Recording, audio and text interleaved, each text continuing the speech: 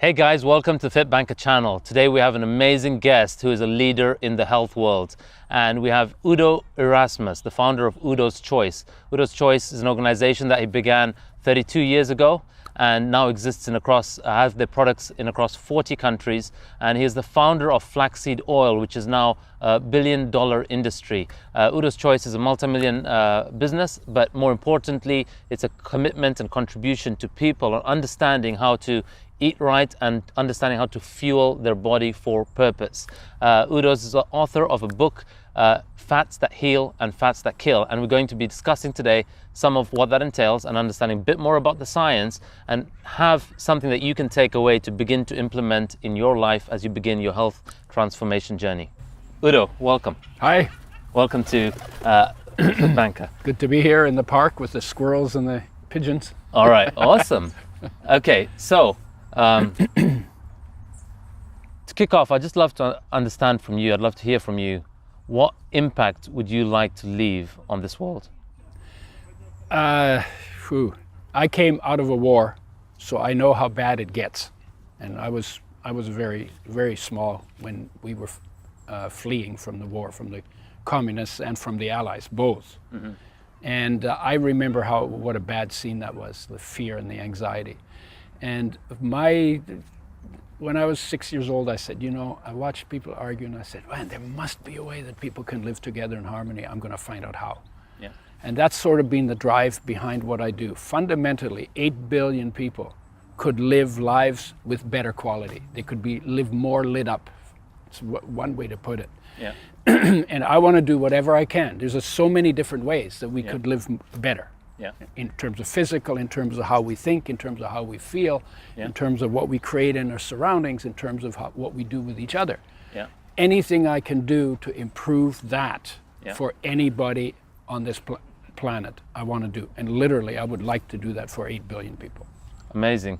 Really awesome to hear your greater why behind your business. And I'm a big believer that we should always have that greater game in our life. Tell us a bit about how you started as your business and, where you see, what role you see that is playing inside of your greater impact that you're committed to. My business, my topic of interest is health, and everything affects health. So it's a very big picture, not just food and fitness, but everything affects health. And the other one is human nature. The reason why we do so many stupid things is because we're not content. And we're not content because we're not fully present in our own life. Because if we were, our contentment lives there. Yeah. It's not like we got to create peace. It's like we got it already. It's biological. Yeah. And so, that's my territory. But we're going to talk about oils and physical for most of this. Yeah. That started in 1980 when I got poisoned by pesticides. Okay. And the doctor that I went to and asked, what do you have for it? He said nothing. She said nothing. And that was the day I realized, you know what? My health is actually my responsibility. And I had never really given that so much thought. And if I don't care about my health, pretty good chance that nobody cares about your health. Got it. Right? Because the doctor gets paid even if you die after the treatment. Yeah. And even if the treatment doesn't work, he still gets paid. And the professionals who work with you and charge money for it, they get paid whether you get results or not. Right? Yeah. And so if you're not more committed to getting results than the people who are trying to help you, probably not going to work that well. And so that was a big eye-opener for me. And then I looked in the research because I had biological science background. Yeah. Looked in the research about health and nutrition, disease and nutrition, because your body is made out of food. And if something goes wrong with your body, the first place where you need to raise your standards is in what you put in there that your body's made from. Amazing. And so I was looking at that. It's also water and air, but I was looking at food, and I started reading. There was like 600,000 studies that had been done by that time. This was 1980. Yeah. And I got focused on fats because they were the most confusing area. They were contradictory. And I didn't understand them, and I was pretty good at understanding biological molecules. Yeah. And then I realized how much damage is done by the processing, by the industry, for all of these oils that we get. Yeah. And then I found out how many molecules, like in a tablespoon, you have like 60 quintillion damaged molecules. Wow. Before you put it in the frying pan and wreck it more. Yeah. And is that of any cooking oil? Of when you say 60? Any of the cooking oils, in that territory. If you add or subtract a couple of zeros, but it's a huge number. Yeah. It's like a million or more than a million damaged molecules for every cell in your body. Yeah. In 1 tablespoon. You take two to 4 in a day, and you do that for 30 years, and how much poison builds up that your life never made a program to break down. Got it. And gee, surprise, interferes, and you get negative problems from it. Yeah. We call them illness, right? Got it. But we don't associate that because it's only 1% damaged. Yeah. And everybody thinks, well, if it's 99% good and it's only 1% damaged, what's your problem? Yeah. Right? But that 1% damaged is what your body never got the means for really dealing with well. Got it. So then I fell in love with doing oils. Yeah. And I was just sick enough and desperate enough and crazy enough to say we should be making oils with health rather than shelf life in mind, and developed a method of doing that. I actually developed that method in between 1980 and 1983. Got it. And then out of that method we had engineers make the parts because they don't come with the presses. Yeah. So we had to custom make those parts. And then flaxseed oil came out in 1986. That was my first oil. And you're the inventor of flaxseed oil? Yeah, I didn't invent flax and I didn't invent nature, but I was the first to make flaxseed oil with health in mind. Got it. There was some linseed oil in the market, but it was made the same way other oils are made, damaged. Yeah. And I said, no, we may need to make it with health in mind. Very sensitive oil. Yeah. If we can do this one with the machinery developed that protects it from light, oxygen, and heat, because they damage oils. Got it. That's why frying is so bad. You get all three at the same time. Yeah. And if we can make that oil, then any other oil we'd ever want to make would be a piece of cake. Okay. So we started with flaxseed oil. Got it. Because it has omega-3s in it, and they were only established as essential in 1981, the year after I got poisoned. So my timing was like perfect timing. Amazing. And then that's what started. Okay, great. You touched on a few points. Actually, just one more thing. And the thing that really got me going, it was good for me. Yeah. But the thing that really got me going, omega-3s are essential. Yeah. 1981, we figured it out. Yeah. 99% of the population doesn't get enough. Mm-hmm. Every cell needs them. Mm-hmm. There must be widespread symptoms from not getting enough, because that's what happens when you don't get enough of an essential nutrient. Got it. And if we could bring it back, we could help so many people. Got it. That was the drive. Awesome. I mean, it was for me as a starting point, but it was, holy smokes, we could do so much good. Yeah. And that was exciting to me. Got it. It's like I found a mission. Amazing. Amazing. You've touched on a few points very much aligned with our science and methodology and what we teach. In particular, one of the things, two of the big pillars of our education is we distinguish that different people have different body types, and with those body types come different metabolisms. So my wife and I would go out for a meal. We both eat a pizza. She probably eats more than me. And after that, she feels energetic, she's buzzing, and she can party the night away. Whereas I feel sluggish, I feel lethargic. The next day she looks and feels the same, and I've put on 0.5 kilo.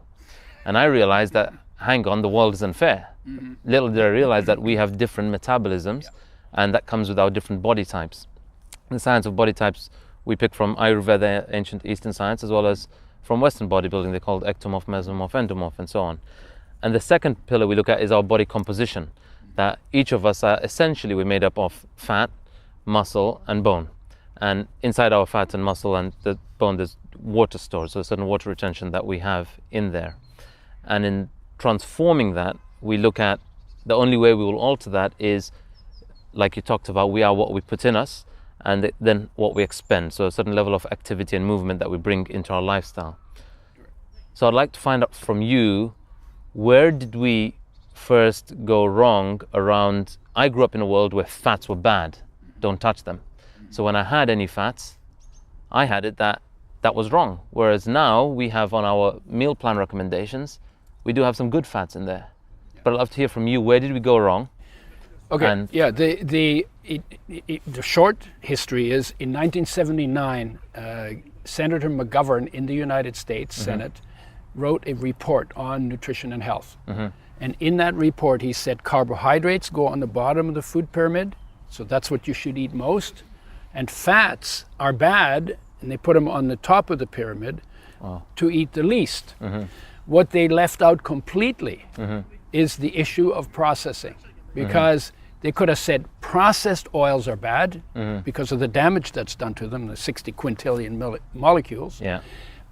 They could have said bad oils are bad, but they never said good oils are good. And then there was this thing, all fats are bad, but omega-3s are good. Yeah, but wait a minute, omega-3s are fats. But then they wouldn't call omega-3s fats. They would just call them omega-3s because they had sent this message of fats are bad. And you have to say why I called the book Fats That Heal, Fats That Kill.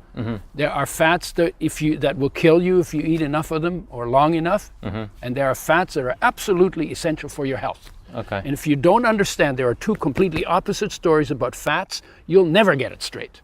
That's why we called it that. And then once you know that, all you got to figure out which are the bad ones, and you leave them wherever you would have had to buy them, and which ones are the good ones, and those ones you bring home and you make sure you get them. You make sure you don't damage them. So for people taking on our program, looking to transform their health, right? Tell me some of the specific bad fats that are in today's diets, in today's schools, in today's restaurants, from the meats, the dairy, plant-based. What are the bad ones that we need to be mindful of or completely avoid? And what are the good ones that we need to have more of? Number one, worst, anything you fry.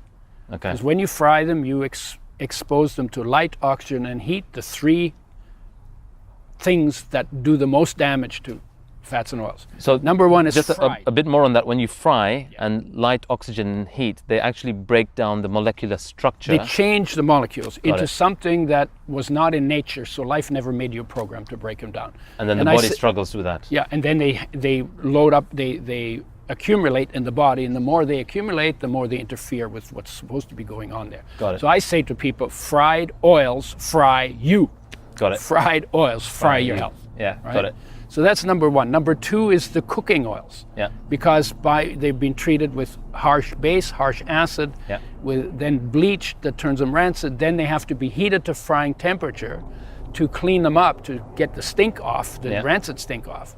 And that's before they go in the bottle, before you buy them. So that's the ones that have the 60 quintillion damaged molecules in a tablespoon. So that's number two. And then number three, I would say, is carbohydrates. If you eat more than you burn. Now carbohydrates, you say, well, you want fats. Well, I call carbohydrates undeclared fats. Because if you don't burn them in activity, then they turn into fat in your body and you're going to end up wearing them. So carbs, burn them or wear them. How do you know if you're wearing them? You do the pinch test on your belly or your butt. If your pinch test if you got something in your pinch test, it means you're eating more carbs than you're burning. And so that means you got to lower your carbs until your pinch test comes up empty. Right? So that's number three is the carbohydrates, and especially sugar and white flour and all the refined stuff. Because sometimes the whole grains and the chickpeas and the lentils and all of that, if you manage them properly and eat them well, they can be relatively good food. And for some people, they do better on it, and some people do better on fats as their major fuel. So I think one of the big confusions we tend to find, and I found when I was doing my own research and my own transformation journey, was I had that anything that had the label fats was fats, and I didn't have that carbs were fats. But what we're saying is carbs that make you fat. Fats don't make you fat. Undeclared fats. Amazing. Carbs are undeclared fats. Right? Got it. Awesome. Okay, tell me a bit more about carbs and carb intake, because I find that when we start coaching people and they say, oh yeah, I'm eating healthy before they do a program, and they say, I don't eat carbs, or I don't eat sugar, but then they tell me what they eat. We do a food diary analysis, and then in the morning they have cereal and they have a bit of toast, and then they have fruit drink mid-morning, and then they have some fruit by their side. And I said, hang on, you just said you don't eat carbs. So there's a missing in what people understand are the sources of sugar and carbs. So, what are some of the pitfalls that people are having where they're getting a lot of this sugar and carb intake, And what are maybe some of the changes they begin to make by removing them? What are they? What should we look out for? I think the biggest issue is that the word carbs and the foods they eat, they're not connected in their understanding. So you're literally talking about anything that's sweet. You're talking anything that has white flour in it. Grains. Corn. Potatoes. Those are the main carb foods. And then anything made with components of that. Sometimes you'll find those on the label: starches and dextrans and dextrins and so the idea is you have to understand which foods are the carb foods. And then you gotta limit the intake. You gotta limit the intake, because if you burn them, they're good fuel. It's not a problem. If you burn them. If you burn them. If you don't burn them, not a problem. Great. Right. So, now we were going to also talk about what are the good fats. In the whole universe of fats, there are only two things you need. One is called omega-3. One is called omega-6. They're called essential fatty acids. Means they come from fats and they're essential for your health. And when your body cannot make them, you have to have them to live and be healthy. They have to come from outside. Food or supplement.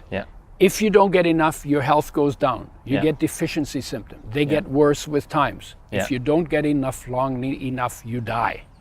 This is like really important stuff. This is the foundation of everything in nutrition, are the essential nutrients. And we should get this daily? And on a regular basis. Got it. And if you are going down because you're not getting enough of an essential nutrient, but you bring enough back into your diet, then all of the problems you get from not getting enough are reversed. Because life knows how to make you a healthy body, provided you take responsibility for bringing in all of the things that it needs to do that job into your body. Make sure they land in your body so life can do its job of making you a body that works. Awesome. Amazing. That's what essential means. That's the only thing you need from fats. Got it. Flax is the richest source of omega-3, but doesn't have enough omega-6. So you want to balance omega-3 and omega-6, which is why we made the blend that we've been talking about, right? And because it's complicated, people don't want to get a PhD in lipid nutrition. They just want to know what to do. So you make it easy for them. The way we made it easy is we put all the good stuff together and none of the bad stuff. And so this is like Got it. Udo's oil.